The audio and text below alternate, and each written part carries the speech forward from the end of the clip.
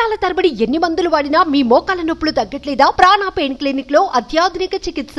అల్లుడిని ఎంత బాగా చూసుకుంటే కూతురిని అంతే బాగా చూసుకుంటాడనే ఆశతో అత్తమామలు అల్లుడికి మర్యాదలు చేస్తూ తహతహలాడిపోతుంటారు.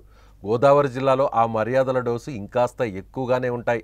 కాకినాడ జిల్లా కిర్లంపూడి మండలం తామరాడ గ్రామానికి చెందిన రత్నకుమారికి కాకినాడకు చెందిన రవితేజకు సెప్టెంబర్లో వైభవంగా వివాహం జరిగింది.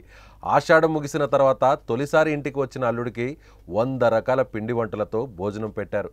అందులో రకరకాల కూరలు, పండ్లు, పచ్చళ్ళు, స్వీట్లు అన్నీ ఉన్నాయి.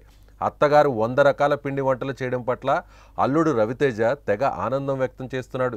ఏది తినాలో అర్థం కాక కాసేపు సతమతం కూడా అయిపోయాడు. ఏది ఏమైనా ఇటువంటి మర్యాదలు జీవితకాలం గుర్తుండిపోతాయి. ఎక్కడ లోటు వచ్చినా ఇంట్లో మీ భార్యను ఇంటికి వచ్చినప్పుడు మీ అమ్మా నాన్న నాకేమైనా మర్యాద చేశారా, ఒక్క కూర చేసి పెట్టారు అని దెప్పి పొడుస్తూ ఉండడం మన ఇళ్లలో కూడా సహజంగా చూస్తూ ఉంటాం. అటువంటి అవకాశం ఇవ్వకుండా అల్లుడికి 100 వంటలతో విందు భోజనం అందించారు ఆ అత్తామామలు. నమస్తే అండి, నా పేరు రాధా. మా హస్బెండ్ నేమ్ రవితేజ. మా అమ్మ వాళ్ళది కిర్లంపూడి మండలం తామరాడ గ్రామం అండి. నాకు సెప్టెంబర్ 2, 2023లో మ్యారేజ్ అయింది.